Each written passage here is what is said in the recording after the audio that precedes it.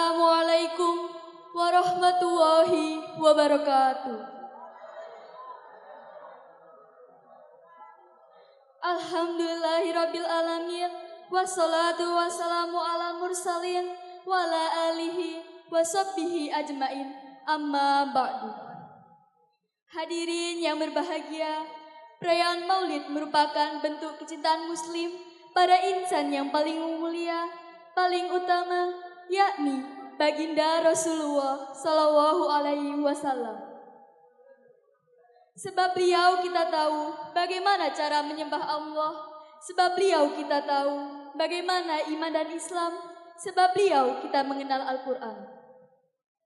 Karena itu, hendaklah kita bersyukur kepada Allah Azza wa Jalla atas kelahiran Nabi besar Nabi Muhammad Sallallahu Alaihi Wasallam.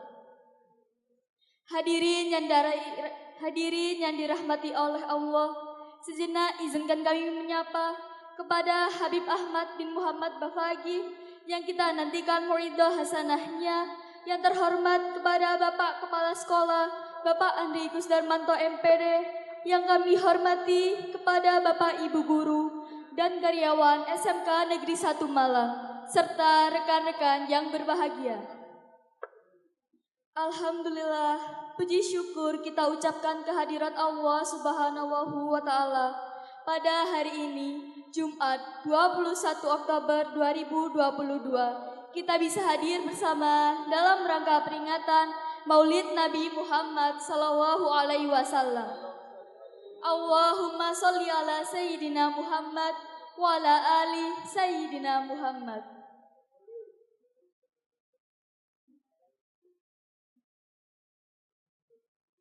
Hadirin yang dimuliakan oleh Allah, di sini saya sebagai Master of Ceremony akan membacakan susunan acara pada pagi hari ini. Acara yang pertama, pembukaan. Yang kedua, pembacaan ayat suci Al-Quran. Yang ketiga, sambutan kepala sekolah. Yang keempat, mauidhah hasanah sekaligus doa penutup. Yang kelima, penutup. Demikian susunan acara Maulid Nabi pada pagi hari ini. Hadirin yang dimuliakan oleh Allah, memasuki acara yang pertama yaitu pembukaan. Marilah kita buka acara pada pagi hari ini dengan bacaan Ummul Kitab. Ala hadziniyah wa ala kulli niyatin sholihah. Al-Fatihah.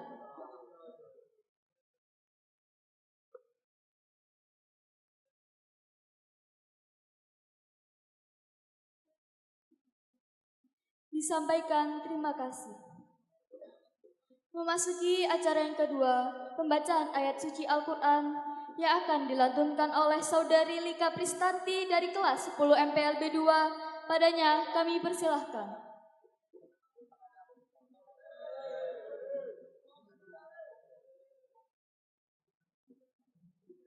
Assalamualaikum warahmatullahi wabarakatuh.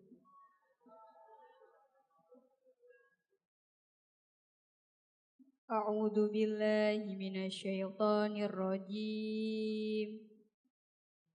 Bismillahirrahmanirrahim. Laqad kana lakum fi rasulillahi uswatun hasanah. Fi rasulillahi uswatun hasanatul liman kana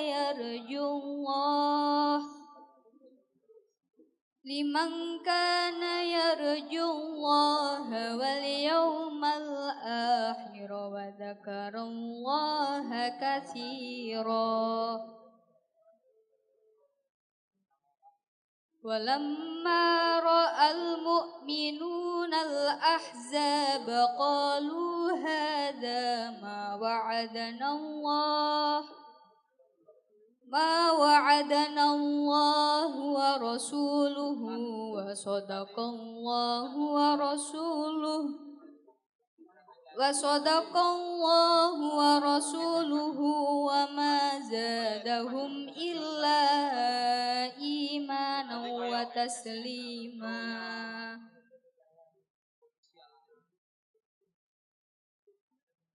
من المؤمنين رجال صدقوا ما عاهدوا الله عليه فمنهم من قضى نحبه ومنهم من ينتظر وما بدلوا تبديلا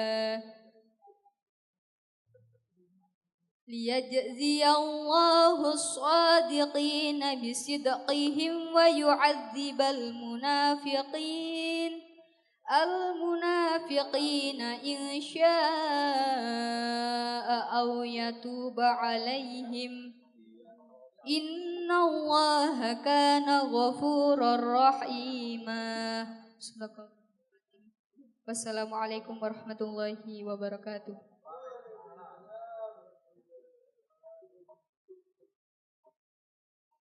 Sadaqallahul adzim, sadaqallahul adzim, sadaqallahul adzim. Semoga apa yang dilantunkan tadi bermanfaat bagi kita semua.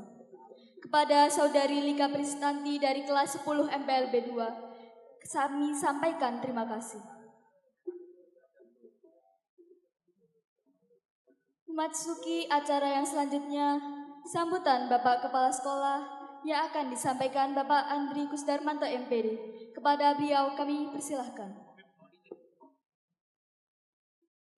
Assalamualaikum warahmatullahi wabarakatuh. Yang saya hormati Habib Ahmad bin Muhammad Bafaqih dari Pasuruan. Sebenarnya cek. Masya Allah, sebenarnya beliau tetangga saya di Ngamarto Selatan, di salah satu pondok besar juga. Kita tadi baru bincang-bincang met. Yang saya hormati anak-anakku sekalian, di antara kita sekarang hadir kepala sekolah senior saya, kepala sekolah yang dulu pernah merintis bahkan membesarkan SMK Negeri 1 Kota Malang menjadi seperti ini. Yang hadir ada Bu Narti, selamat datang Bu Narti di SMK Negeri 1, Bunda Retno.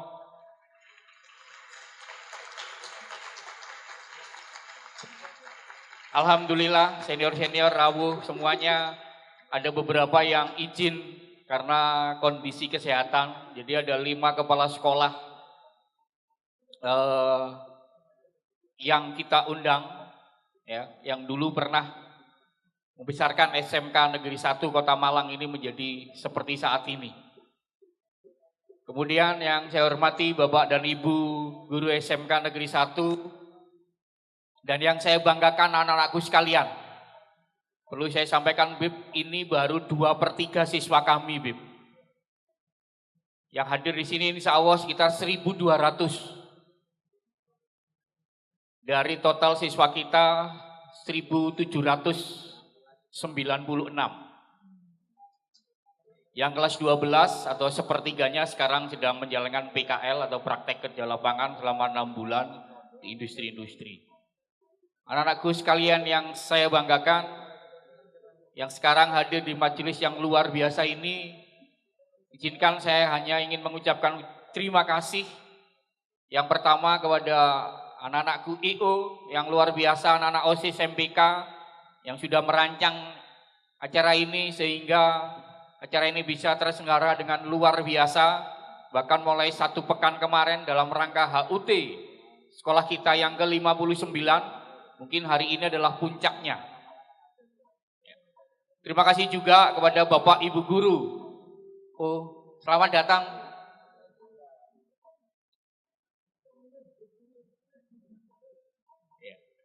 Monggo Pak.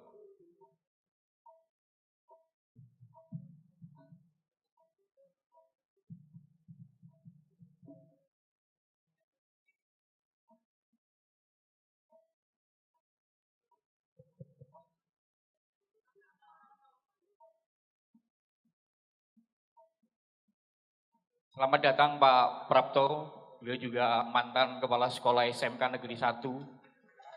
Beri plus untuk beliaunya. Alhamdulillah hari ini kita dihadiri oleh 3 kepala sekolah. Baik, saya lanjutkan. Mohon izin ucapan terima kasih kepada anak-anak OSIS dan MPK.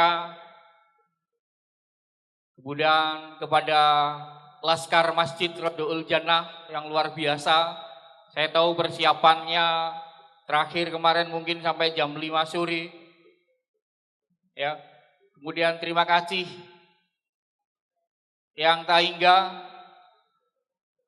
tim sound dari anak-anakku yang saya banggakan dari jurusan Teknik Elektro atau TAV. Supportnya luar biasa mulai dari tata panggung kemarin di lapangan indoor sampai pada hari ini. Terima kasih. Kemudian saya hanya ingin menyampaikan sedikit pesan. Mohon izin saya mengutip. Pemuda yang ingin sukses adalah pemuda yang pandai memanfaatkan peluang masa mudanya untuk maju dan berubah. Ia menyadari bahwa peluang itu tidak akan terulang. Ia memanfaatkan masa muda sebelum masa lemahnya. Masa sehat sebelum sakitnya. Masa lapang sebelum sempitnya. Masa terang sebelum masa gelapnya. Terima kasih. Wabillahi taufiq wal hidayah. Wassalamualaikum warahmatullahi wabarakatuh.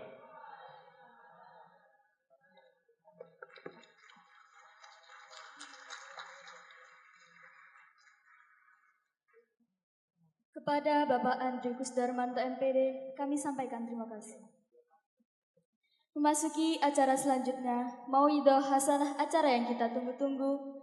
Acara Mauidhah Hasanah ini akan diisi oleh Habib Ahmad bin Muhammad Bafagi dan dipandu oleh Bapak Siswandi Afandi MPD. Namun sebelum Mauidhah Hasanah atau ceramah agama ini dimulai, di sini saya sebagai Master of Ceremony, apabila dari awal hingga akhir ada kesalahan, kami mohon maaf sebesar-besarnya. Kami akhiri. Wassalamualaikum warahmatullahi wabarakatuh. Assalamualaikum warahmatullahi wabarakatuh. Kepada yang terhormat Habib Ahmad bin Muhammad Bafagi dan Bapak Siswadi Afandi MPD, kami persilahkan. Bismillahirrahmanirrahim. Assalamualaikum warahmatullahi wabarakatuh. Mohon izin Bapak Ibu undangan, Bapak Kepala Sekolah, Bapak Ibu Guru, dan anak-anakku semuanya. Assalamualaikum, Beb. Ya kan, akhirnya kalian tahu ya, saya itu mirip dengan beliaunya.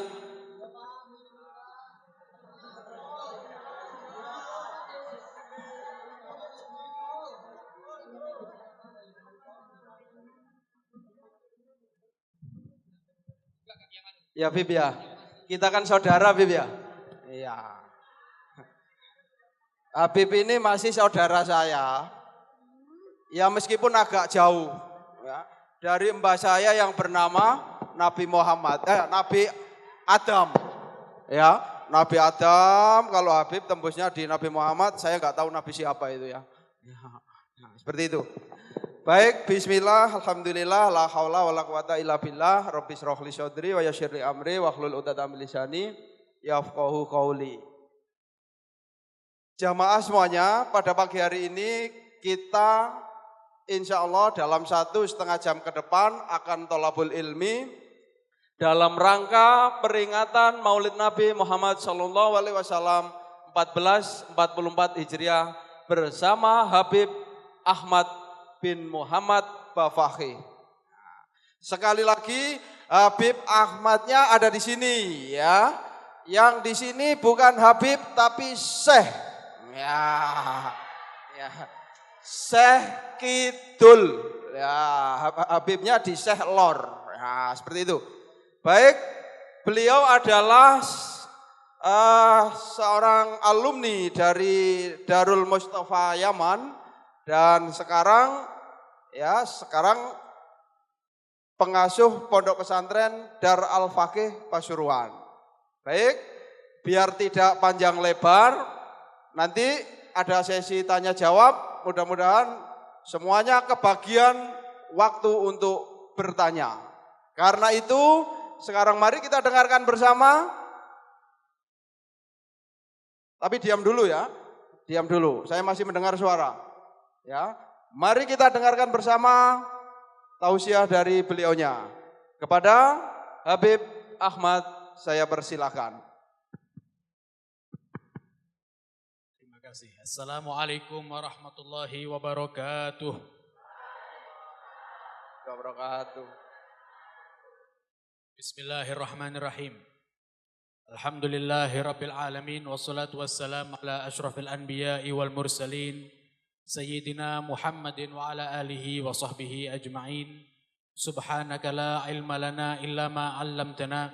Innaka antal alimul hakim. Rabbi shrah li sadri wa yassir li amri wahlul 'uqdatan min lisani yafqahu qawli wasdid lisani wahdi qalbi bihaqqi sayyidina Muhammad sallallahu alaihi wasallam. Amma ba'd. Alhamdulillah, pada pagi hari ini kita dikumpulkan oleh Allah Subhanahu wa taala atas hidayah dan inayahnya di Masjid Raudhatul Jannah SMKN 1 Malang. Alhamdulillah, ini adalah satu nikmat yang besar dari Allah Subhanahu wa taala. Kita dikumpulkan di tempat yang paling mulia di permukaan bumi, yaitu masjid. Disebutkan oleh Nabi, khairul biqa'i fil ardi masajiduha. Tempat yang paling terbaik di permukaan bumi adalah masjid. Terutama yang dilaksanakan di sini adalah satu kegiatan yang positif, satu kegiatan yang mulia, yaitu merayakan Maulid Nabi Muhammad SAW. Terlebih di sini dikumpulkan bersama para pecinta Nabi Muhammad SAW, maka semakin sempurnalah event kita pada pagi hari ini. Semoga kita benar-benar akan mendapatkan keberkahan dan syafaat dari Nabi Muhammad SAW. Amin ya rabbal alamin. Sebelumnya saya mohon maaf. Ini di depan saya bapak-bapak guru, ada ibu-ibu guru yang pasti tes. Wah, lebih enak ini suaranya. Kenapa nggak dari tadi aja yang ini? Kayaknya sesuai melebuatan ini. Jangan dapat yang gini ya. Isoai. Nun sewu ngapunten, mohon maaf sebelumnya saya jauh di bawah umur daripada panjenengan bapak-bapak guru dan ibu-ibu guru. Nggak enak sebenarnya saya, agak sedikit kurang nyaman. Ya, tapi ya gimana lagi, pihak panitianya nyediakan sofa ini kalau nggak didudui malah nanti protes, nanti nggak enak, sakit hati nanti. Nun sewu nggih ngapunten bapak-bapak ibu-ibu guru, tanpa mengurangi rasa hormat saya. Dan kepada teman-teman sekalian siswa-siswi dari SMKN 1 Malang yang saya cintai. Alhamdulillah pagi hari ini saya ditemani sama moderator yang luar biasa. Biasa di luar, Bib. Ya. Dua-duanya ya, luar biasa dan biasa di luar. Biasa di luar. Insya Allah, mudah-mudahan beliau diberi sehat walafiat oleh Allah Amin, SWT. amin ya Rabbal alamin. Dan saya cukup bangga, tadi disebut saya ini saudara beliau. Masya Allah, luar biasa. Semoga saudara sampai di surga insya Allah. Amin. Amin ya Rabbal alamin. Teman-teman sekalian, siswa-siswi dari SMKN 1 Malang luar biasa. Ini ada satu kebahagiaan buat saya sendiri. Bagaimana saya melihat di sini di hadapan saya teman-teman siswa-siswi dari Gen Z, ya Gen Z, tahu Gen Z? Generasi Z. Ya, atau I Generation, ya I Generation atau Gen Z, generasi Z yang lahir 96 sampai 2009 kalau nggak salah ya. Iya, Masya Allah, luar biasa. Antum duduk di sini untuk kegiatan yang positif, untuk merayakan Maulid Nabi Muhammad SAW. Dan utamanya, tujuan utama dari perayaan Maulid adalah bagaimana caranya untuk kita bisa meneladani beliau. Itu tujuan utama, tidak ada tujuan yang lain. Ya, bagaimana caranya kita membaca kisah beliau, bagaimana kita melihat sepak terjang beliau, bagaimana kisah hidup beliau dari suka dan duka, itu bisa kita terapkan dalam hidup kita. Ya, bagaimana beliau ketika berakhlak kepada orang lain, berkomunikasi dengan orang lain. Utamanya pada pagi hari ini saya senang sekali punya judul yang luar biasa, pemuda yang dirindukan Rasulullah SAW. Kira-kira di sini siapa yang ingin menjadi pemuda yang dirindukan oleh Rasulullah? Semuanya. Saya termasuk karena by the way saya ini adalah juga pemuda. Ya, saya nggak tua-tua amat. Masih muda saya ini. Nggak percaya? Iya. Iya. Abah Said sudah enggak bisa ini. Bukan pemuda, Pak. Iya. Ya. Alhamdulillah luar biasa. Saya sangat bahagia sekali. Saya ketika hadir di berbagai majelis, ya, di banyak orang, semuanya rata-rata adalah anak pemuda. Semuanya adalah anak-anak yang rata-rata umurnya di antara rentang 15 hingga 25 atau 15 hingga 27. Luar biasa mereka semangat untuk menghadiri Maulid Nabi Muhammad, tidak lain dan tidak bukan, the one and only tujuannya adalah karena mereka cinta kepada Nabi Muhammad. Karena bagaimana caranya idola kita yaitu Nabi Muhammad harus ada menjadi panutan dalam hidup kita. Maka singkat saja, karena sepertinya jenengan semua di sini sudah duduk mulai dari jam 7 ya. Luar biasa, ini jam berapa ini? Wah, sudah 2 jam. Mungkin kalau saya sudah kabur saya mungkin. Tapi panjenengan masih betah di sini, ini luar biasa. Mudah-mudahan panjenengan semua menjadi orang-orang yang sukses insyaallah. Amin ya rabbal alamin. Ini bapak-bapak, ibu-ibu gurunya berarti mendidiknya sukses sekali, luar biasa. Masya Allah. Saya semakin merasa beruntung di sini. Duduk-duduk bersama teman-teman sekalian, orang-orang pecinta Nabi Muhammad SAW. Singkat cerita, ya singkat saja apa yang akan saya sampaikan. Bahwasannya kalau kita ingin tahu bagaimana pemuda yang dirindukan oleh Rasulullah, simpel saja. Kita bagaimana melihat masa mudanya Rasulullah. Masa muda Rasulullah adalah masa muda yang paling ideal yang ada di dunia. Adalah masa yang paling pantas untuk dijadikan panutan oleh siapapun. Bahkan bukan hanya orang muslim. Bahkan orang non muslim pun layak untuk meniru daripada sosok Nabi Muhammad SAW. Mungkin panjenengan semua pernah tahu ada buku yang cukup fenomenal di zamannya. Yaitu namanya 100 orang paling berpengaruh di dunia. Karangan daripada Michael Hart. Ya, Michael Hart. Hanya tidak tahu apa. Husin mungkin atau apa. Boys, tidak ngurus ya, tidak penting. Ya, Michael Hart itu ngarang buku namanya 100 orang paling berpengaruh di dunia. Dan singkat, Michael Hart ini adalah non-muslim. Dia ahli sejarah di Amerika, dia pernah bekerja di NASA. Non-muslim. Tapi coba kita lihat ketika kita buka halaman pertama. Siapa orang pertama yang paling berpengaruh dan yang paling istimewa menurut orang non-muslim yaitu Michael Hart adalah Nabi Muhammad SAW. Allahumma sholli alaihi. Seorang non-muslim secara sportif, secara objektif dia meletakkan Nabi Muhammad yang mana Nabi Muhammad adalah panutan dari selain agama dia yaitu agama Islam. Tapi dengan objektif yang saya katakan tadi, dia meletakkan nomor pertama. Ketika Michael Hart ditanya, Michael Hart, kamu ini kan non-muslim. Kenapa nomor 1 nggak kamu taruh Yesus aja sekalian? Kenapa nggak kamu taruh tokoh-tokoh agama yang lainnya selain Islam? Kenapa kamu kok taruh agama Nabi Muhammad di situ? Michael Hart dengan percaya diri, dengan lantang, dengan lugas dia mengatakan bahwasannya Muhammad adalah manusia yang sempurna. Muhammad adalah manusia yang pantas dijadikan panutan dan dia sukses memimpin seluruh manusia yang ada di dunia. Bahkan di masa yang cenderung muda, yang relatif muda, Nabi Muhammad berhasil menguasai jazirah Arab dan sekitarnya sehingga mereka bisa patuh, bisa beribadah kepada Allah Subhanahu wa taala. Di zaman itu orang-orang yang baru mengenal agama Islam.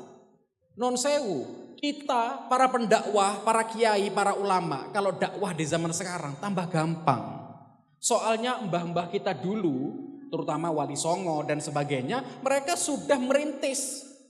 Utamanya ini adalah bias daripada usaha daripada Rasulullah SAW hingga masuk ke Indonesia dan tersebarnya agama Islam.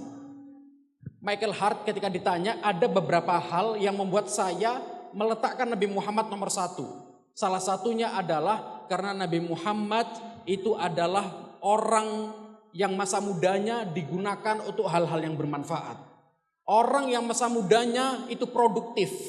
Dan dia ketika baru diangkat menjadi nabi, dan bahkan sebelum diangkat menjadi nabi, dia tidak terpengaruh dengan pengaruh daripada toksik, ya, lingkungan yang toksik daripada orang-orang jahiliyah. Ya, jadi negatif vibes yang ada di sekitar Rasulullah, orang-orang jahiliyah, itu Rasulullah tidak terpengaruh. Dan kita hidup di lingkungan yang vibes-nya itu negatif, lalu kita tidak terpengaruh, itu sulit. Karena lingkungan atau circle kita itu sangat mempengaruhi kita. Dan Rasulullah berhasil tidak terpengaruh dengan itu. Rasulullah tidak ikut menyembah berhala, Rasulullah tidak ikut minum minuman keras, Rasulullah tidak melakukan hal-hal durjana lainnya, tapi Rasulullah istiqomah dalam kebaikan. Ya, lalu ya, apa yang bisa kita ambil dari masa muda Rasulullah yang bisa kita terapkan? Adalah Rasulullah SAW masa mudanya, bahkan bukan masa muda, dari umur 8 tahun ketika Nabi Muhammad ditinggal oleh kakeknya, ya, jadi Rasulullah itu lahir dikawal oleh ibunya sampai 6 tahun. 6 tahun ibunya meninggal. Lalu yang mengasuh Rasulullah adalah Sayyidina Abdul Muttalib, kakeknya, 2 tahun saja sampai umur 8 tahun. 8 tahun diasuh oleh pamannya, yaitu Pak D-nya, kakak daripada ayahnya, Sayyidina Abu Thalib. Abu Thalib mengasuh dari umur 8 tahun hingga dewasa. Umur 8 tahun sama pamannya dididik untuk bisa berdagang. Nah, ini apalagi teman-teman SMK kan sekolah menengah kejuruan, yang mana panjenengan semua sudah dididik untuk bisa bekerja nantinya. Nah, antum untuk menjadi pemuda yang dirindukan oleh Rasulullah, saya rasa untuk anak-anak SMK ini bisa untuk meniru Rasulullah. Ya, samping nanti ada beberapa hal yang lainnya harus kita tiru. Tapi coba kita lihat, dari umur 8 tahun Rasulullah sudah memikirkan bagaimana caranya untuk cari uang sendiri. Walaupun pamannya bisa menanggung Rasulullah, yaitu Abu Thalib, tapi Rasulullah berpikir anak umur 8 tahun yang mungkin umur kelas 2-3 SD sudah bekerja. Apa pekerjaan pertama Rasulullah? Menggembala kambing. Jadi Rasulullah itu punya paman-paman, mereka punya kambing-kambing. Sudah paman, sini kambingnya saya gembala saja, saya yang urus kambing-kambingnya. Diurus sama Nabi, nyari rumput, ya, dikasih minum, digiring, sekiranya nggak dimakan serigala dan sebagainya, diasuh. Hingga beberapa tahun, lalu ketika umur 12 tahun Rasulullah pindah profesi menjadi pedagang. Pertama kali diajak sama pamannya ke daerah Syria. Dari Mekah menuju Syria itu panjang jalan kaki. Ya, berdagang, diajari dagang yang baik di situ. Berdagang luar biasa sehingga Rasulullah jam terbang dalam berdagang itu tinggi. Sehingga di umur 20 tahunan Rasulullah sudah menjadi pedagang yang luar biasa. Pedagang yang ulung.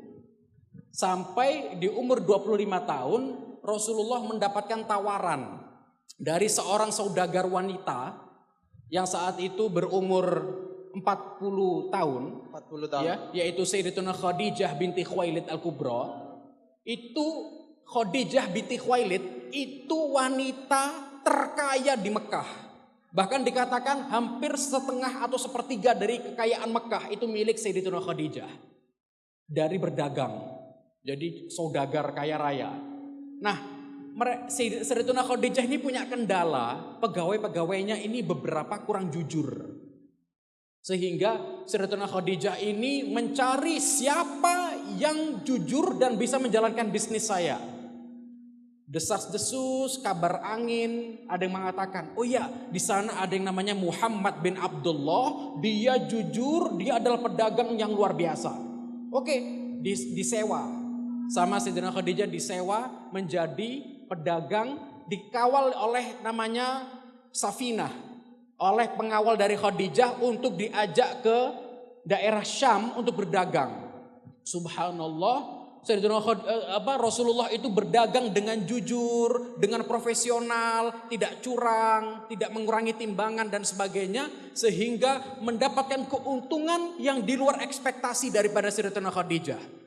Di samping itu akhlaknya luar biasa, sehingga ketika pengawal Sayyidatuna Khadijah ini memberi kabar kepada Khadijah bahwasanya dia adalah pedagang yang hebat dan orang yang attitude-nya bagus, maka Sayyidatuna Khadijah sampai jatuh cinta kepada Rasulullah.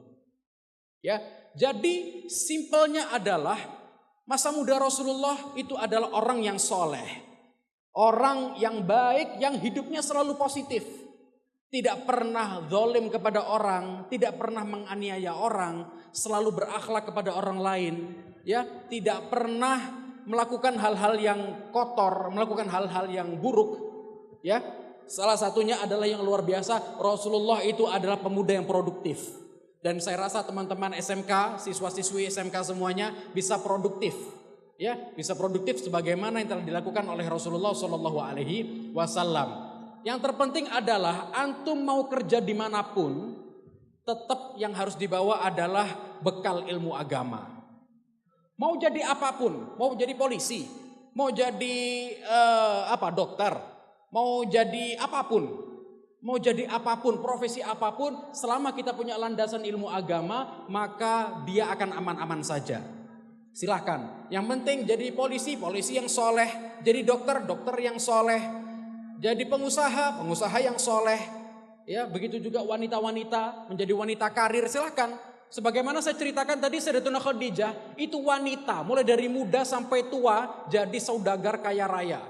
Maka tidak bisa dikatakan, oh kalau perempuan itu cukup di rumah aja. Perempuan itu nggak perlu sekolah tinggi. Itu statement yang salah. Saya katakan perempuan itu harus sekolah setinggi-tingginya. Karena apa? Karena minimal ketika dia punya anak itu akan mempengaruhi daripada si anak tersebut. Anak tersebut akan mempunyai orang tua yang memiliki pendidikan tinggi sehingga SDM-nya terpengaruh.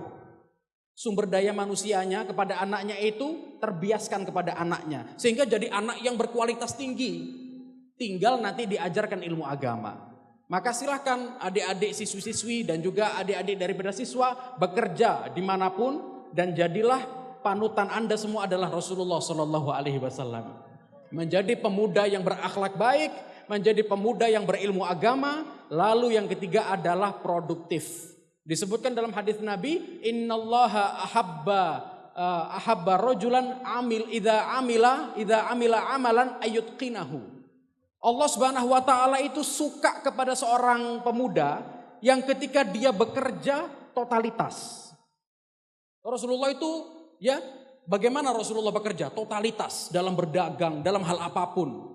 Bahkan Rasulullah itu ketika menggembala kambing, beliau itu saking kepingin lebih berkembang lagi, sampai kambing-kambingnya orang Mekah semuanya pingin diasut semuanya.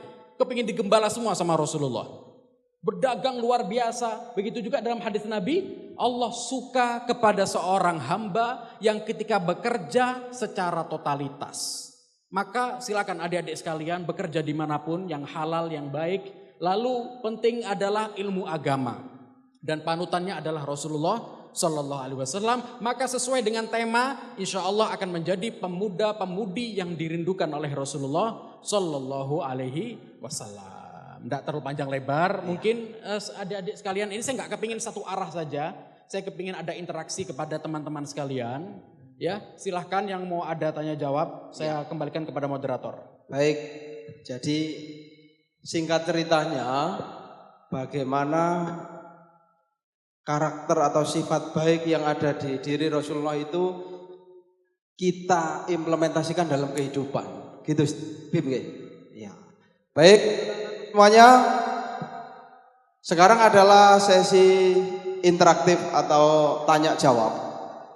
Karena itu siapkan pertanyaan terbaik dari kalian semuanya. Untuk termen yang pertama, saya persilahkan untuk Bapak Ibu terlebih dahulu. Nah, monggo Pak Said kalau mau tanya boleh. Nah, anak-anakku habis ini ya. Oke, monggo Pak. Bismillahirrahmanirrahim. Assalamualaikum warahmatullahi wabarakatuh. Waalaikumsalam warahmatullahi wabarakatuh. Yang kami hormati Habib Ahmad. Yang saya tanyakan begini, Bib. Tadi dari awal sampai terakhir kita harus menyuntuh, menteladani baginda Rasulullah SAW. Di mana beliau ini kan hidup 1400 tahun yang lalu. Fotonya pun sekarang tidak ada. Terus kita diminta teladani beliau. Kemudian di akhir-akhir zaman ini kalau kita lihat para ulama, sementara ulama, ustadz, kiai dan seterusnya yang ada sekarang itu kan ya seperti itu. Ya. Kita juga akan sulit juga untuk Pertinyi-inyi seperti itu. Jadi bagaimana kira-kira caranya biar hati ini marem walaupun kita tidak pernah berjumpa dengan beliau, padahal melihat fotonya pun nggak tahu ya, tapi kita hanya di angan-angan cerita beliau itu ganteng, gagah dan seterusnya. Seperti Habib katakan tadi sebagai teladan luar biasa pokoknya. Nah, bagaimana caranya biar kami yang sudah tua ini ya, tambah marem lagi, lebih-lebih anak-anak kami yang ada di belakang saya. Terima kasih. Iya. Langsung ditanggapi Bib ya. Oke. Monggo Bib. Baik, ini pertanyaan yang luar biasa. Itulah hebatnya Rasulullah. Orang yang hidup 1400 tahun yang lalu menjadi inspirator yang tidak lekang oleh waktu dan zaman. Sampai kapanpun, walaupun nanti hidup kita ini sampai tahun 3000 sekalipun, sampai beribu-ribu tahun yang ke depan. Sampai kiamat Bib ya. Sampai kiamat. Kiamatnya mau sampai kapanpun terserah. Iya. Tetap Rasulullah adalah sosok yang paling relevan untuk kita jadikan panutan. Relate, apapun coba dibaca. Maka ketika ditanya bagaimana cara meneladani, kalau kata Bapak tadi tidak ada fotonya. Ya memang kamera itu diciptakan kapan ya? Tidak ada filmnya ya. Tidak ada filmnya. Iya. Tapi itulah yang penting adalah walaupun tidak ada foto yang bisa kita lihat secara zahir, yang penting gambaran Rasulullah itu ada di dalam hati kita. Yang kita ingat dalam melakukan amal apapun Rasulullah. Kalau kita ketika mendapatkan musibah, gimana sih ketika Rasulullah mendapatkan musibah? Oh seperti ini, ingat. Gimana sih Rasulullah ketika menghadapi istri? Oh seperti ini, ingat. Bagaimana sih Rasulullah ketika dizolimi oleh musuhnya? Oh begini, ingat. Maka yang ada dalam pikiran kita dan hati kita adalah Rasulullah. Gimana caranya? Kita baca sejarahnya. Makanya saya katakan di awal, maulid itu adalah ajang untuk kita semakin kenal kepada Nabi. Karena apa? Tadi baca maulid apa? Maulid Simtud Duror dan maulid apapun, itu isinya pasti tentang hidupnya Rasulullah. Maka ketika kita tahu bagaimana hidupnya Rasulullah, kita tahu di situ. Makanya kadang mohon maaf, kan bahasa Arab. Kadang ada orang yang nggak paham sama isinya.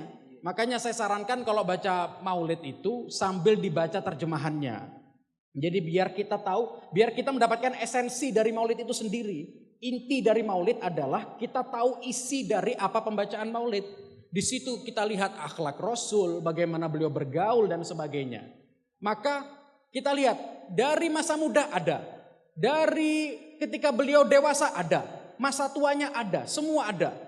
Dan ini sudah dipasang oleh Allah, beliau disiapkan memang menjadi panutan. Disebutkan dalam surat Al-Ahzab ayat 21, Allah Subhanahu wa taala berfirman, "Laqad kana lakum fi Rasulillahi uswatun hasanah." Tidak ada satupun panutan yang secara 100% bisa ditiru kecuali Rasulullah. Mohon maaf, ulama-ulama, kiai-kiai, habaib dan manusia-manusia biasa yang lainnya itu tidak bisa 100% kita ambil. Karena mereka adalah manusia biasa yang tidak sama seperti Rasulullah. Karena memang Rasulullah itu diciptakan maksum, terbebas dari dosa. Jadi memang aman secara 100% untuk ditiru. Maka antum mau ambil Rasulullah, apapun dari Rasulullah dari berbagai sisi aman. Maka banyak-banyaklah baca tentang Rasulullah, sejarah Rasulullah. Insya Allah kita terapkan dalam hidup kita, kita akan menjadi orang yang paling bahagia di dunia dan akhirat. Amin. Jelas Pak ya? Tanya Pak. Afan. Baik, monggo Bapak Ibu yang kedua. Nah ini sabar dulu ya anak-anakku semua ya. Sebelum Pak Anan menyampaikan pertanyaannya, saya mohon untuk anak-anakku yang berada di Tribun 10. Halo, Tribun 10 diam ya. Ya, oke, monggo Pak Anan. Terima kasih Pak Afan. Assalamualaikum warahmatullahi wabarakatuh. Habib Ahmad. Saya ingin bertanya yang kaitannya dengan kami ini kan SMK Habib ya. Jadi kalau kita lihat ini wajah-wajahnya lebih banyak yang perempuan daripada yang laki-laki begitu. Nah, sementara siswa SMK ini kita ajari memang kita siapkan untuk bekerja. Nah, kaitannya dengan bekerja, baiklah kalau untuk yang laki-laki nanti akan menjadi suami dan mencari bekerja itu adalah satu kewajiban ya. Nah, seperti dauhnya baginda Nabi, tolabul halal faridotun ba'dal faridoh kan begitu ya. Itu bagi kaum laki-laki yang wajib memang karena harus menafkahi. Tapi untuk di satu sisi bagi anak-anak kita nanti yang akan jadi istri, jadi anak-anakku yang perempuan atau bapak ibu guru ini kan bagaimana statusnya kan paling tidak ada yang lebih wajib lagi daripada bekerja begitu ya Habib. Nah, yang ingin saya tanyakan, adakah batasan-batasan yang diajarkan oleh Rasulullah bagaimana ibu-ibu ini boleh bekerja gitu ya? Batas-batasnya sampai di mana begitu? Terima kasih. Baik, Iya, monggo. Baik, pertanyaan yang luar biasa. Jadi ini kaitannya dengan panjenengan-panjenengan semua, adik-adik sekalian yang sekolah di SMK yang berharap setelah dari sini bisa bekerja, bisa produktif dalam mencari nafkah ya, dalam menghasilkan pundi-pundi uang, ekonominya bisa stabil ya, terutama ketika berkeluarga. Ingat sekali lagi semuanya sudah dicontohkan oleh Rasulullah. Jadi hidup Rasulullah itu mulai A sampai Z relate dalam hidup kita. Loh Beb, enak Beb, Rasulullah itu hidupnya gak ada problem. Kata siapa? Antum kalau baca kisahnya Rasulullah itu punya problem sama istrinya. Bahkan mohon maaf, ada sampai Rasulullah itu makan fitnah. Sampai Rasulullah itu gak nyapa sama istrinya. Ini Rasulullah, orang yang hatinya bersih, hatinya orang yang paling mulia. Tapi kenapa Allah itu menjadikan hidupnya Rasulullah ini ada kendala, ada semacam keretakan dalam keluarga dan sebagainya. Ini biar relate dalam hidup kita. Nah, jadi kita tahu ketika Rasulullah seperti itu apa yang dilakukan oleh Rasulullah. Dan juga untuk wanita apa yang dilakukan oleh istri Rasulullah kepada Rasulullah. Itu semuanya relate. Ya terutama kaum wanita, adik-adik siswi-siswi sekalian, itu bisa ditambah membaca tentang putri-putri Rasulullah dan istri-istri Rasulullah. Karena itu semuanya relate. Ya, kenapa Rasulullah itu menikah sampai 9 kali? Itu pertanyaannya. Bukan untuk melampiaskan syahwat, itu bohong. Na'udzubillah min dzalik, tidak sampai seperti itu. Rasulullah itu tadi lagi-lagi menjadi panutan. Kalau kita baca mulai dari istri Khadijah, Aisyah, Juwairiyah, Hafsah, Zainab binti Khuzaimah, Zainab binti Jahar dan semuanya itu semuanya punya karakternya masing-masing. Beda-beda karakternya. Nah, makanya suami-suami itu tinggal lihat aja bagaimana Rasulullah kalau menghadapi istri yang cemburunya tinggi seperti Sayyidatuna Aisyah. Sayyidatuna Aisyah itu satu istrinya Rasulullah yang paling cemburu karena satu-satunya perawan yang dinikahi oleh Rasul. Cemburunya luar biasa, cemburuan. Ya, nah bagaimana Rasulullah menghadapinya dan sebagainya. Begitu ya. Nah, termasuk yang dikatakan oleh Bapak tadi, perempuan bekerja. Katakan juga tadi di awal bahasanya Sayyidatuna Khadijah istri Rasulullah itu pedagang saudagar kaya raya. Yang terpenting adalah kita harus tahu batasan-batasannya. Di dalam ajaran agama Islam ada yang namanya fikih. Fikih itu adalah ajaran untuk memahami, mengetahui norma-norma Islam. Apa batasannya, apa yang boleh kita lakukan dan apa yang tidak boleh kita lakukan. Maka penting rasanya ditambah dengan pelajaran ilmu fikih. Maka adik-adik siswi-siswi sekalian, selama dapat izin dari suaminya untuk bekerja, silahkan bekerja. Asal Anda sebagai wanita, kalian sebagai wanita bekerja yang pantas sebagaimana Anda wanita. Ya, yang pantas sebagaimana Anda wanita dan menjaga marwah sebagai wanita. Gimana caranya bekerja? Silahkan wanita, tapi nggak sampai menurunkan harga diri wanita.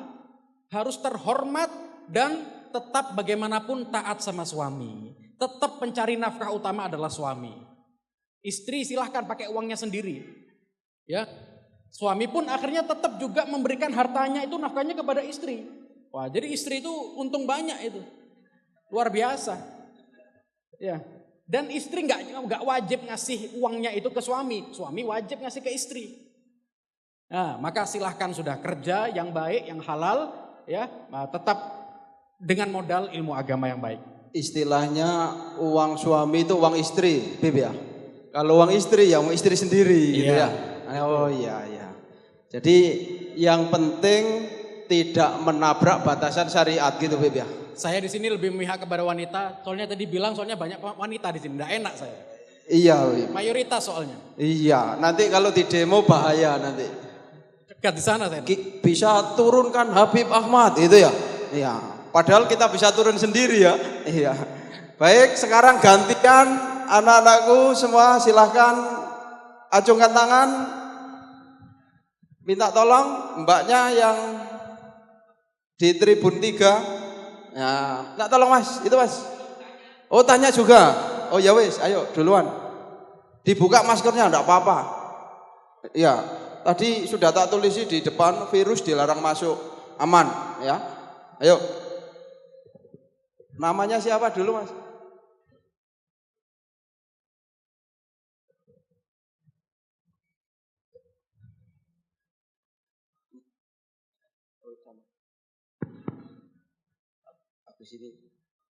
Bismillahirrahmanirrahim. Assalamualaikum warahmatullahi wabarakatuh. Waalaikumsalam warahmatullahi wabarakatuh. Perkenalkan saya Dimas Zafier Razi, kelas 10 MPLB 1. Saya mau bertanya nih, Bib.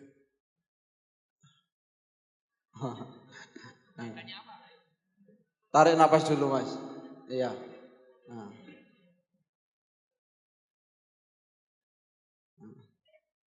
Salah satu cara menjadi pemuda yang dirindukan oleh Rasulullah SAW adalah dengan meneladani masa muda beliau.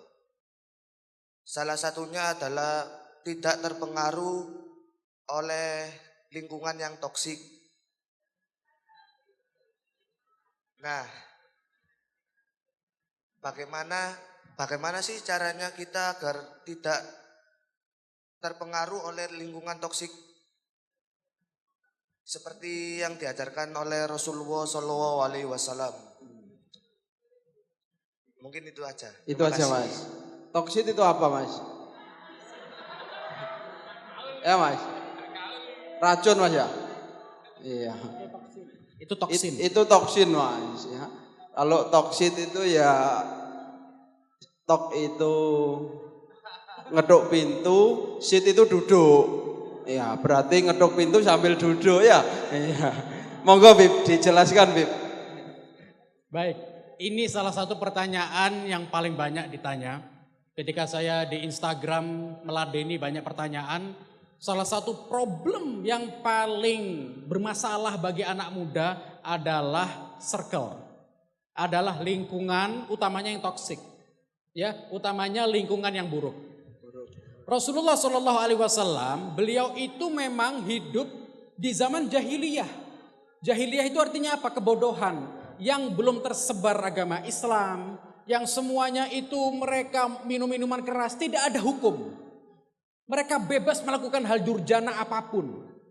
Maka sangat ekstrim saat itu. Nah, maka hebatnya Rasulullah, beliau tidak terpengaruh.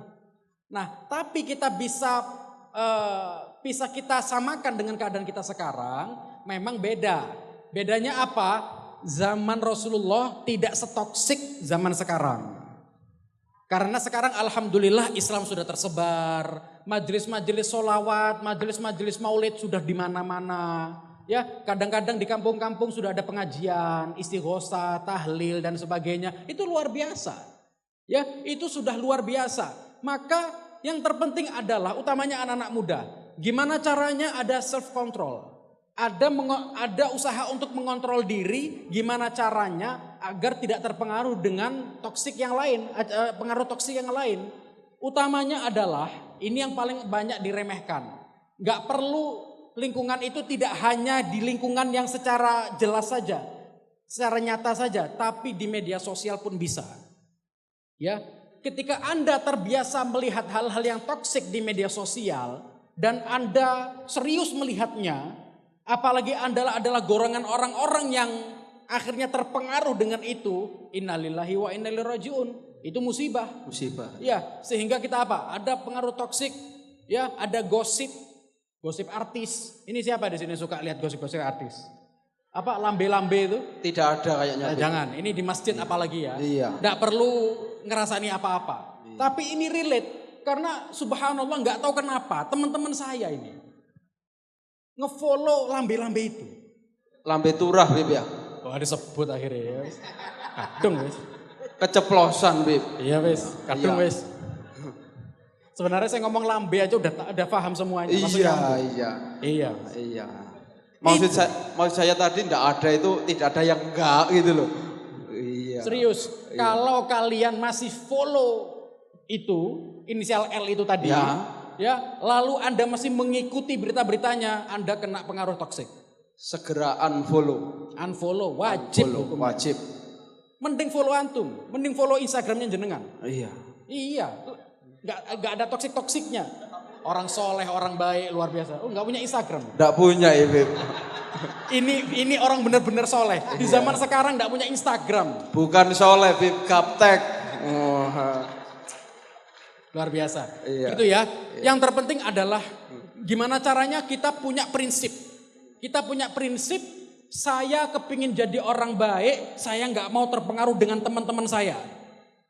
Nggak mau terpengaruh dengan teman-teman saya. Teman saya misalkan minum minuman keras, mohon maaf. Ya, saya dan kamu ada batasan. Saya nggak mau berteman sama kamu. It's okay. Loh Bib, itu berarti memutus silaturahim. Tidak. Untuk kita kepada teman yang toksik, kepada teman yang buruk, itu tidak ada kaitannya dengan silaturahim. Maka silahkan Anda putus hubungan dengan teman itu. Tidak ada kata-kata silaturahim, mohon maaf. Selama Anda masih melakukan itu, ya kita unfriend, unfollow-unfollowan. Mohon maaf. Mending saya follow orang-orang yang baik, kan gitu. Nah, ada self control, ada kontrol diri. Gimana caranya agar tidak terpengaruh dengan pengaruh yang toksik, ya. Nah, termasuk ketika kumpulan ada yang suka ngerasani orang, ghibah, menggunjing orang lain, menjauh.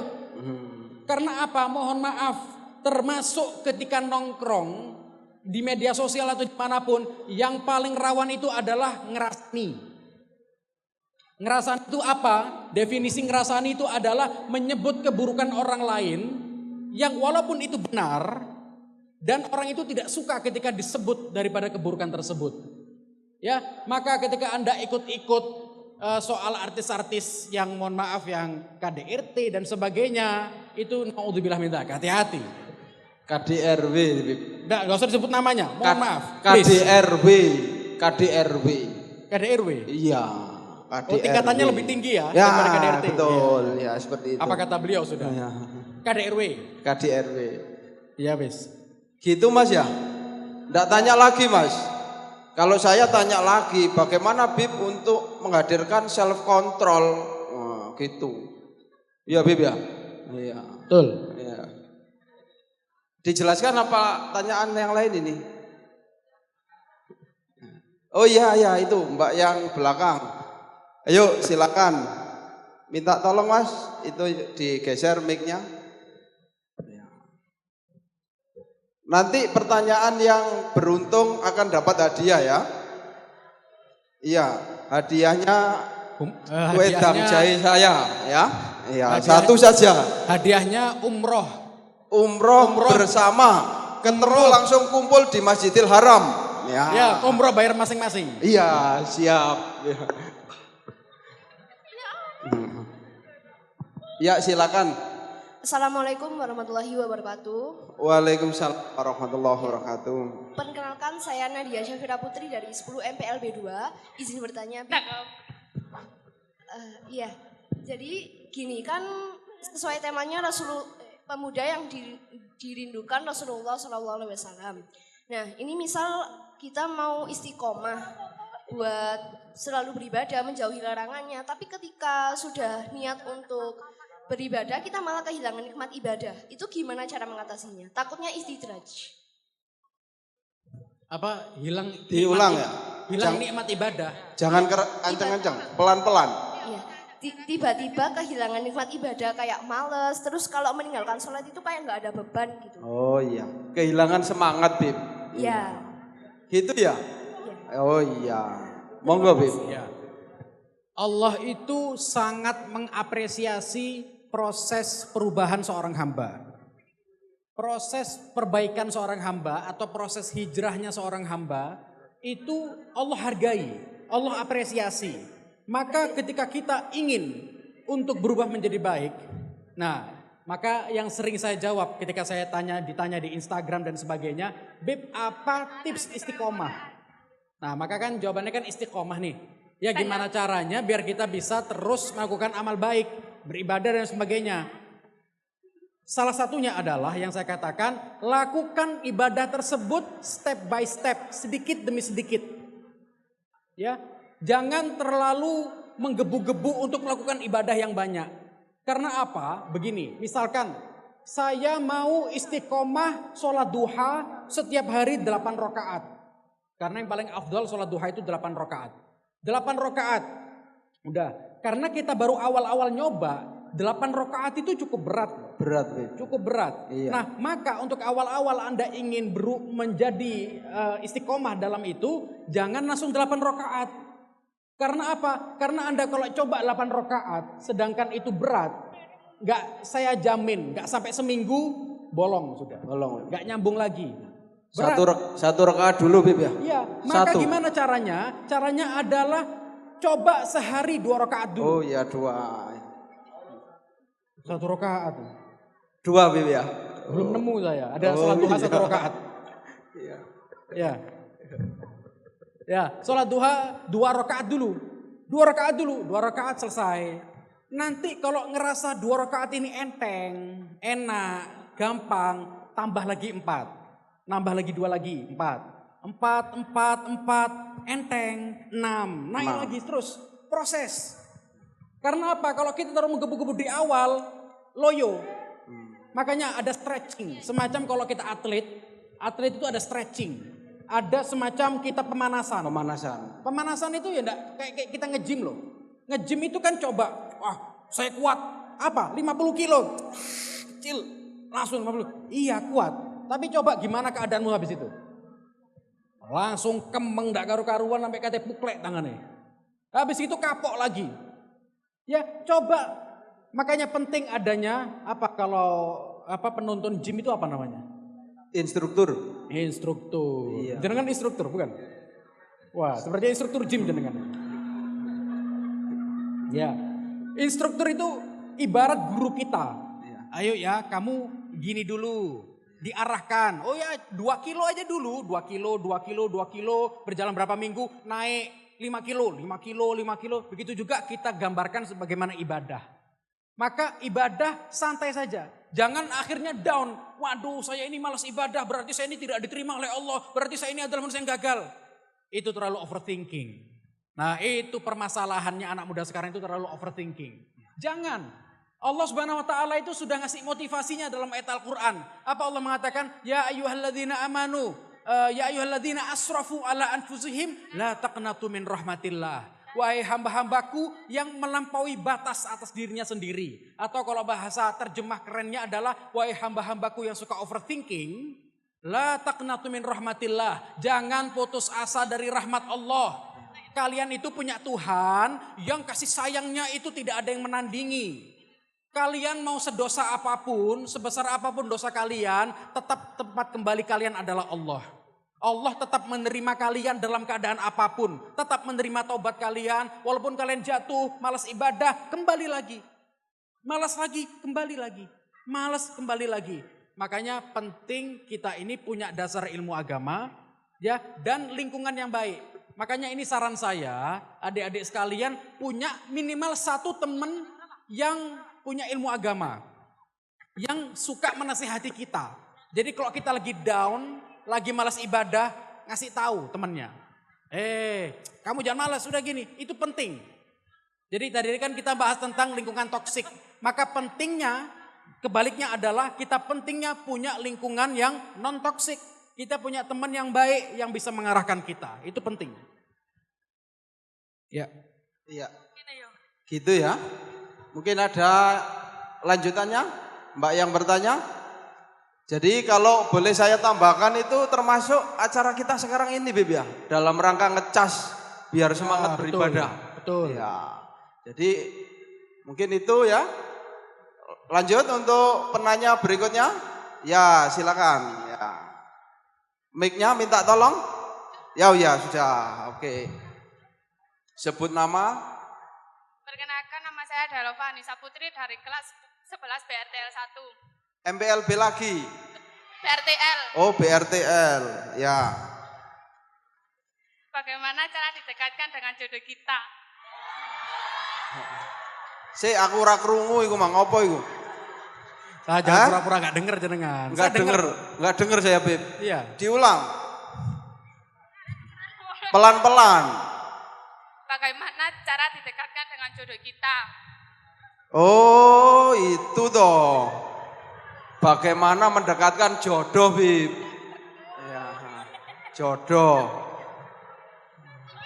Oke, langsung saya jawab ya. Monggo, Bib. Sebenarnya kalau kalian perhatikan, saya tadi menyampaikan tentang bagaimana Rasulullah di masa mudanya ketika direkrut oleh Sayyidatuna Khadijah, ya, lalu melihat beliau itu akhlaknya baik, jujur, lalu Sayyidatuna Khadijah jatuh cinta kepada Rasulullah. Ya, maka untuk mendekatkan jodoh adalah yang laki-laki berusaha menjadi soleh, menjadi baik, yang wanita berusaha menjadi solihah. Solihah. Maka otomatis itu bagaikan magnet, langsung mendekat dengan sendirinya. Ya, maka kan gini, kadang yang laki-laki kepingin dapat yang solihah, tapi dirinya masih belum jadi soleh. Ya, nah maka itu semacam tidak tahu diri. Iya.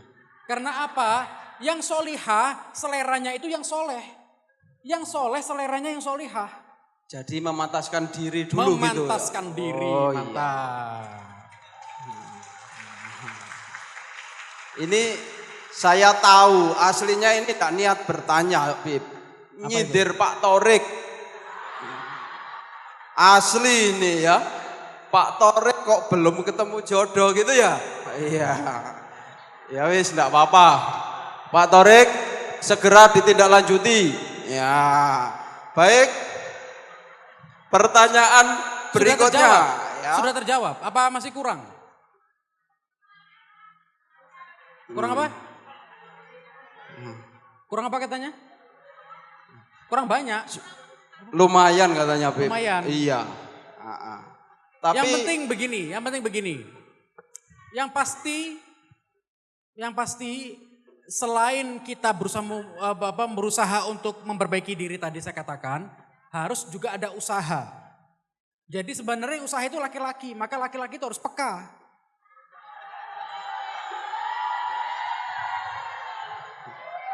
Jadi gini. Bilang ho-nya gak usah lihat situ. Oh, hei. Jadi gini, ya sebenarnya kodratnya adalah wanita itu menunggu. Iya. Mohon maaf, gak ada orang wanita itu nyari-nyari. Iya. Nyari-nyari, nikahin aku dong, gak gitu. Loh, Bib. Biar laki-laki yang nyari. Bib, saya pernah baca di belakangnya truk. Katanya gini, kalau memang jodoh tidak kemana, tapi mencari jodoh harus kemana-mana gitu. Gimana betul, ini, Bib? Betul. Iya. Gitu ya. Nah gini sebenarnya saya katakan tadi kenapa harus menjadi solihah. Ini untuk perempuan ya. Karena ketika Anda itu baik, ketika akhlaknya baik, itu udah nggak usah khawatir. Tetangga-tetangga Anda itu sudah menjadi broadcast gratis. Iklan. Itu mereka sudah menjadi iklan gratis. Iku loh, anak ibu iku loh. Aduh, Cik Ayune wis ngono akhlake api. Iku sampai iku ae pantes. Itu sudah menjadi hukum alam. Mengalir begitu saja. Tapi mohon maaf. Kalau Anda perempuan lalu toksik, nggak baik. Aduh, ojo wis salah apa iku? Anu nakal iku. Akhirnya ndak ada yang mau deket. Ya, nah itu tadi sebenarnya jawaban saya di awal itu bisa terjabarkan dengan sendirinya. Ya, maka jadilah Anda solihah, maka yang soleh akan mendekat. Ingat, laki-laki harus peka. Dan Anda juga harus menjadi yang soleh, menjadi orang yang baik, sehingga pantas menikahi daripada wanita yang solihah. Tapi saya yakin anak SMK 1 Malang ini semuanya soleh dan solihah. Amin. Insya Allah nanti kalau ada yang mau tanya, Beb jodoh yang paling pantas itu apa? Cari anak SMKN 1 Malang. Amin. Ya. Tapi saya kenal loh, jangan mengecewakan loh ya. Ya Pak. Cukup kayaknya ya. Ada lagi pertanyaan? Ini pertanyaan tentang jodoh jangan diperpanjang ya. Iya. Saya takutnya nanti ada yang tanya, Habib sudah berjodoh atau belum? Wah. Gimana Bib kalau ada yang tanya gitu? Saya Bib? jawab. Boleh. Saya belum menikah. Wah. Tapi nggak tahu kenapa saya itu jadi bahan pertanyaan orang-orang yang bahkan sudah menikah sekalipun. Tapi kan enggak apa-apa Bib. Pertanyaan tentang kematian kan enggak harus mati dulu. Betul. Cocok saya. Loh. Bener. Iya kan? Nggak harus mati dulu. Lah bener. iya gitu loh. Pinter Bapak. Iya. Cocok jenengan jadi moderator. Iya. Nanti saya kalau kemana-mana jenengan moderatornya ya. Siap. Ya. Oke ya, saya kira cukup untuk pertanyaan dari Mbak yang sedang mencari jodoh tadi. Sekarang kita ingin yang sebelah situ. Ayo, sini semuanya. Ayo Mas. Monggo. Siapa ini yang mau tanya? Pertanyaan bebas, asal jangan matematika, biologi itu biar ke guru-gurunya aja. Nanti kalau matematika saya yang jawab, Beb. Oh iya, jadi guru matematika. Iya.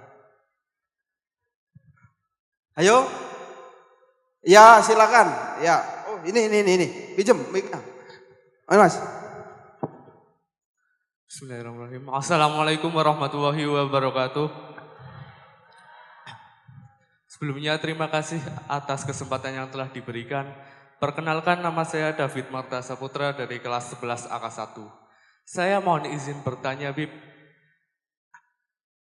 Seseorang yang dirindukan oleh Rasulullah adalah seseorang yang menggunakan masa mudanya untuk berkegiatan positif. Di era perkembangan teknologi dan informasi yang pesat ini, tentunya ada dampak negatifnya. Salah satunya adalah membuat kita sebagai generasi Z menjadi malas. Nah, bagaimana cara untuk menghadapi hal tersebut sesuai dengan ajaran baginda Rasulullah SAW? Terima kasih. Monggo, Bib. Ya, jadi generasi Z itu kan tadi saya katakan juga sebagai I generation. Yang mana generasi yang sudah menggunakan IT. Yang sudah pintar menggunakan alat-alat teknologi yang sudah canggih. Ya, apalagi di zaman sekarang yang hampir, mohon maaf, jangankan anak-anak muda, yang tua-tua pun punya Instagram. Yang tua-tua pun punya TikTok.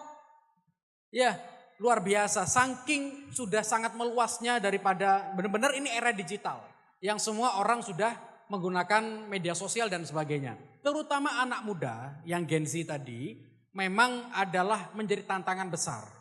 Maka saya katakan tadi bahwasannya yang penting juga kita menjaga circle kita. Apa yang kita lihat di media sosial, maka pintar-pintarlah dalam memfollow. Silakan Anda follow sama teman-teman Anda. Teman-teman paling ya posting tentang keseharian, flexing apa, flexing ini. Biasanya perempuan-perempuan suka foto makanan, lagi di kafe. nggak masalah lah itu ya, itu nggak masalah. Tapi itu tadi saya katakan inisial L tadi, itu salah satu yang akun toksik, itu bahkan kalau bisa saya katakan haram untuk di follow. Sampah Pak ya. Iya, itu gudangnya dosa. Jangan di follow dan lain sebagainya. Maka harus benar-benar kita bisa survive, harus bisa bertahan di zaman saat ini dengan gempuran segala itu tadi ya, media sosial, dengan gempuran fitnah, dengan gempuran apapun, itu harus kita benar-benar bisa survive dengan baik. Ya, jadi orang yang bisa mengidolakan Nabi Muhammad sehingga bisa terkontrol, salah satunya adalah menjaga lisan. Anda hate comment, menulis komentar buruk, itu hukumnya sama dengan Anda mengucap kalimat buruk, meso, ya itu kan dosa. Sama ketika Anda mengetik tulisan yang buruk dengan tulisan yang sama ketika diucapkan, itu hukumnya sama, dosanya sama, dan itulah menjadi ladang dosa Anda. Ya, yang terpenting adalah gunakan media sosial dengan baik, gunakan untuk bisa bersilaturahim dengan orang, berkomunikasi baik dengan orang, untuk bisa meraih informasi yang baik, maka silakan manfaat untuk itu. Jangan akhirnya jadikan alasan untuk bisa scrolling terus. Akhirnya jadi Gen Z yang golongan kaum rebahan. Akhirnya bisa di atas kasur itu berjam-jam untuk sekedar scrolling. Sampai tangannya itu jadi kesemutan. TikTok udah puas, pindah Instagram. Instagram bosan ke TikTok lagi. Instagram lagi, TikTok lagi. Ya, makanya pentingnya ketika Anda nanti ketika sudah bekerja jadi produktif, ya, lalu gunakan media sosial dengan baik. Mungkin itu bisa saya berikan. Gitu Mas ya. Iya. Silakan yang lain ya. Tambah seru ini ya. Masih ada waktu setengah jam lagi. Misi, terlalu panjang, jangan. Udah capek nih teman-teman. Silakan, mungkin kesempatan satu pertanyaan, boleh. Satu pertanyaan, Bib. Iya. Ya, silakan. Ada yang di sana? Dua Bib ya. Ini sudah ngacung Bib. Kasihan Bib. Oh ya, boleh. Ini dulu ya. Assalamualaikum warahmatullahi wabarakatuh. Waalaikumsalam warahmatullahi wabarakatuh. Habib, perkenalkan nama saya Musa Abadi. Saya tidak sombong. Ada dua pertanyaan yang mungkin mengganjal di pikiran saya. Yang pertama, letak kebahagiaan ketika berislam itu sebenarnya ada di mana? Letak kebahagiaan dalam berislam itu sebenarnya ada di mana? Kemudian yang kedua, bagaimanakah Islam memandang sebuah kebahagiaan itu ketika zaman silih berganti? Bisa jadi, terima kasih. Ya. Kalau tanya tentang bagaimana meraih kebahagiaan dalam berislam atau berislam yang baik, jawabannya simple tapi cukup berat untuk dilakukan. Apalagi di zaman sekarang ini. Jawabannya simple, sesuai dengan visi misi Allah menciptakan kita. Dalam ayat Al-Quran Allah berfirman, wa ma khalaqtul jinna wal insa illa liya'budun. Aku tidak menciptakan jin dan manusia, ya jin-jin yang ada, itu jin-jin yang ada di situ, manusia-manusia yang di sini, itu semuanya Allah tidak menciptakan kecuali agar beribadah. Itu tujuan Allah menciptakan manusia. Maka ketika kita sesuai hidup dengan tujuan Allah menciptakan kita, yaitu ibadah, kita taat kepada Allah, kita berusaha untuk menjauhi larangan Allah, itu adalah inti dari kebahagiaan. Tidak ada lain. Apa? Healing ke Bali. Healing. Ya, oh saya ingin mencari kebahagiaan di mana? Di Bali. Saya kepingin healing. Ya nggak apa-apa, nggak dosa. Cuman yang terbaik adalah, healing terbaik adalah Anda kembali kepada Allah. Anda ingat kepada Allah, berzikir kepada Allah, bertaubat kepada Allah. Ya, tidak ada tempat bersandar yang baik seperti Allah Subhanahu wa taala. Kita tidak bisa bergantung kepada orang lain. Tidak bisa. Maka kebahagiaan itu tidak bisa kita dapatkan dari manapun. Harta. Jenengan tahu, orang terkaya di dunia seperti Elon Musk, Mas Elon sama aja. Iya. Kalau orang Jawa manggil Elon Musk itu Mas Elon. Kalau orang sana Elon Musk. Dibalik.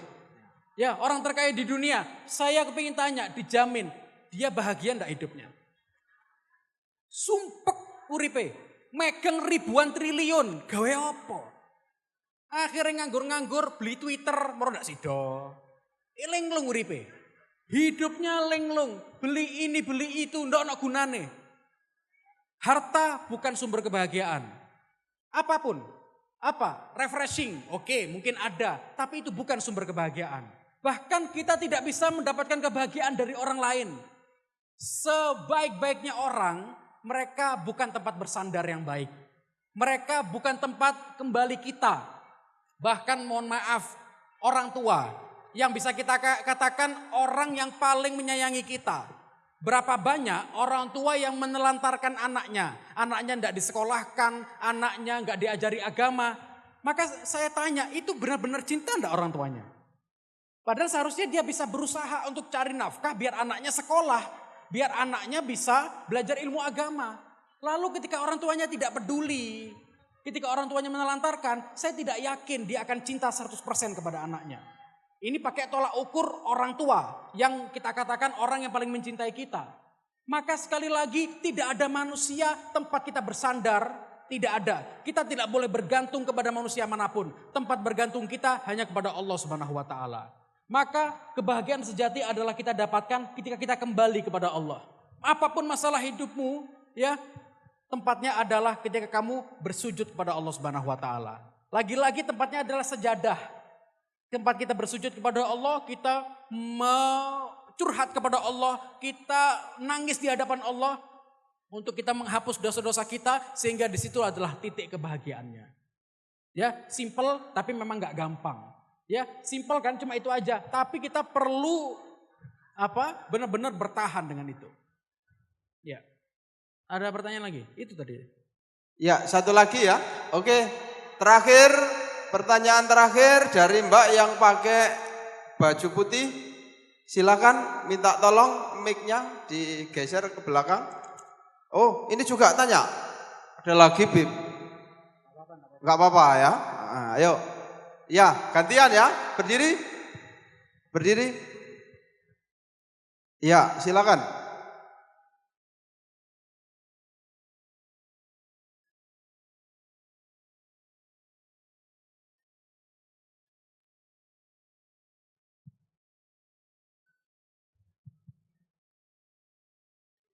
Assalamualaikum warahmatullahi wabarakatuh. Sebelumnya terima kasih sudah mengizinkan untuk bertanya. Nama saya Ibu Dardi dari kelas 10 KL1.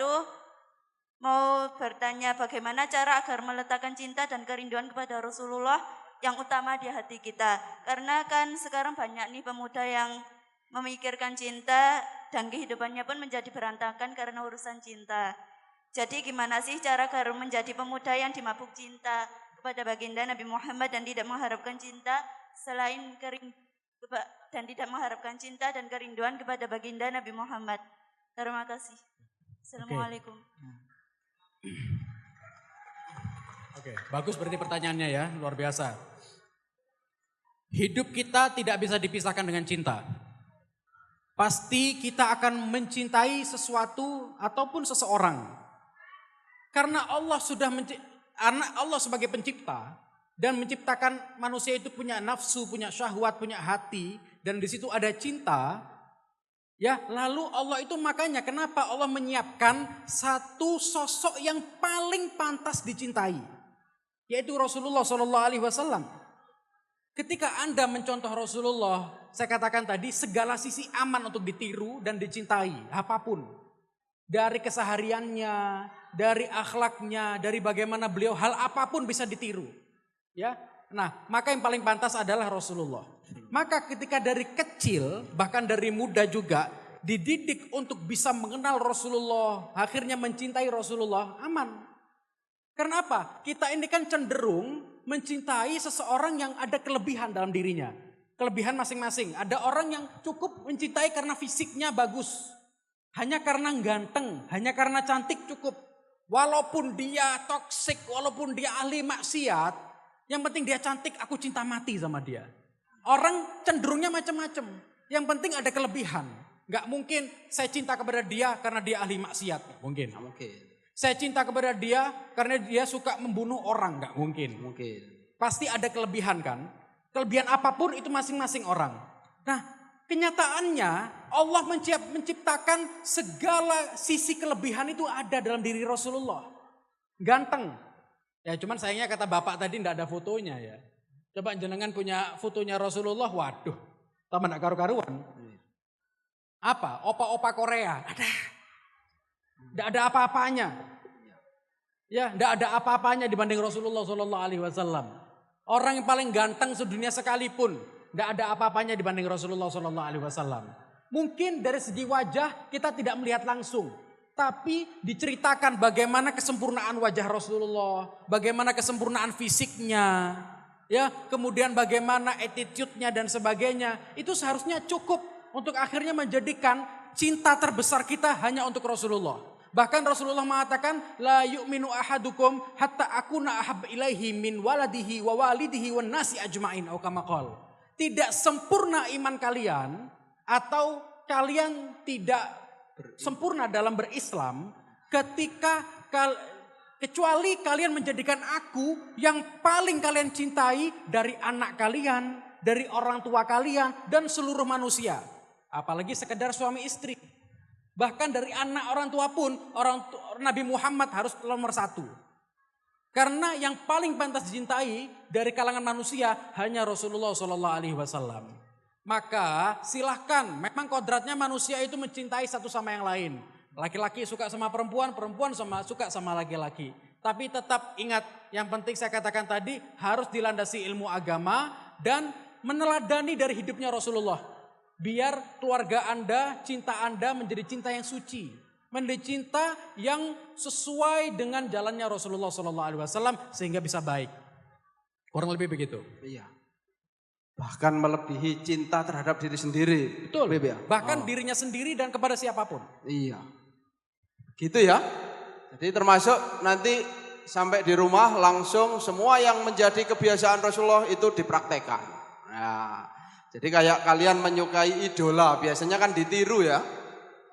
Ditiru, lambinannya ditiru, potongannya rambut ditiru, semuanya ditiru. Nah nanti ya gitu ya. Oke, satu lagi Mbak yang paling belakang, dekat pintu, silakan. Terakhir ya. Mungkin terakhir ya. Saya lihat mas-mas mbak-mbak soalnya sudah capek semuanya ini. Ya, silakan. Sudah.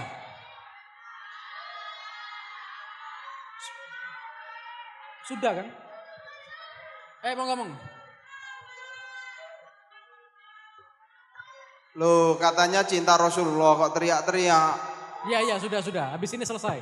1, ya. Ayo, silakan. Assalamualaikum warahmatullahi wabarakatuh. Waalaikumsalam warahmatullahi wabarakatuh. Sebelumnya mohon maaf, saya bertanya, perkenalkan dulu, nama saya Eka Angimarentia dari kelas 11 AKL 2. Saya sedikit bertanya Pak mengenai bagaimana cara kita berdagang dengan baik sesuai anjuran Nabi Muhammad. Soalnya kan Nabi Muhammad itu kan juga suka berdagang. Jadi saya ingin tahu bagaimana cara berdagang dengan baik. Terima kasih. Monggo, Bib. Ya, yang pasti adalah yang paling menonjol dari berdagang itu adalah jujur. Jujur. Nabi Muhammad itu dijuluki Al-Amin. Artinya jujur lagi terpercaya. Itu julukan yang diberikan oleh orang-orang Arab kepada Rasulullah. Jujur. Maka ketika Anda sudah punya bekal jujur, maka pasti Anda berdagangnya akan baik. Ya, tidak curang. Bahkan Rasulullah saat itu berdagang buah. Ada buah yang busuk. Sama Rasulullah, oh enggak, mohon maaf, ini jangan dibeli. Kalau orang sekarang, memang yang kelihatannya yang baik-baik, tapi nanti dimasukkan kresek yang busuk. Ya, jadi yang busuk itu disimpan, tapi nanti ketika masukin kresek, orangnya nggak ngelihat yang baik-baik, nanti yang busuk masukin juga. Nah, maka Rasulullah itu kuncinya adalah di jujur. Ketika Anda sudah berdagang dengan jujur, Anda tidak menipu orang lain, maka pasti akan diberkahi oleh Allah Subhanahu wa taala. Disitulah kunci suksesnya bisnis. Kuncinya di situ aja sudah. Ya terserah Anda mau belajar ilmu bisnis silahkan, nggak apa-apa. Tapi kuncinya hanya ada di jujur. Ya, di jujur saja itu sudah cukup. Itu sudah menjadikan sukses. Karena impact yang lain adalah orang akan suka kepada Anda. Wah, itu orangnya jujur, kayak sana aja. Kalau Anda sekali nggak jujur dan ketahuan, alamat sudah. Anda akan bangkrut seumur hidup. Gitu ya. Karena jujur adalah sumber keselamatan, utamanya dalam berdagang. Iya. Online juga sama aja. Online, karena kan lagi online. Iya. Cukup ya. Mungkin ini karena udah capek. Tadi kayaknya ngomong apa? Lapar. Iya. Sama, saya juga lapar ini. Iya. Saya mau ngomong tapi nggak enak kan. Iya. Habis Ya, ini akhirnya ada dalam hati aja. Ada Ternyata makan-makan. kalian yang mewakili saya. Iya. Ada makan-makan Bib anak-anak itu. Ada makan-makan? Iya, bawa sendiri-sendiri anak-anak. Oh, bawa sendiri-sendiri? Iya. Jadi anak-anak nanti ada acara di kelas bawa sendiri-sendiri. Gitu ya, panitia ya. Iya. Mungkin cukup Bib ya. Ya, for your information, Iya. ini saya nggak, mohon maaf, ini saya nggak niat promosi ya. Saya nggak niat promosi. Tapi kalau urusan tanya-tanya, tanya agama dan sebagainya, bisa nanti DM di Instagram saya. Nah. Saya nggak mau nuntut, wah harus di follow, enggak. Ya, cuman memang saya biasa untuk menjawab pertanyaan dari orang-orang. Maka kalau memang ada yang mau ditanyakan silahkan. Ada di sini kalau nggak salah, oh nggak ada ya. Di @ahmed_bafagi ada di flyernya itu. Silahkan tanya, walaupun nggak di follow nggak apa-apa. Yang penting kalau mau tanya insya Allah ada kesempatan saya jawab. Mungkin kalau ada yang mau bertanya. Cukup Bib ya? Cukup. Baik, para jamaah yang saya hormati, barangkali perjumpaan secara fisik sampai di sini bersama Habib Ahmad bin Muhammad Bafaki. Tadi sudah beliau sampaikan bahwasanya untuk menyambung silaturahim sekaligus bisa berkomunikasi baik bertanya maupun yang lainnya bisa disambung atau dilanjut melalui teknologi, melalui Instagram dan lain sebagainya. Baik, sebelum kita akhiri, monggo Bib, mohon doanya sekaligus dari saya sebagai moderator, kurang lebihnya mohon maaf. Billahi taufiq wal hidayah. Assalamualaikum warahmatullahi wabarakatuh.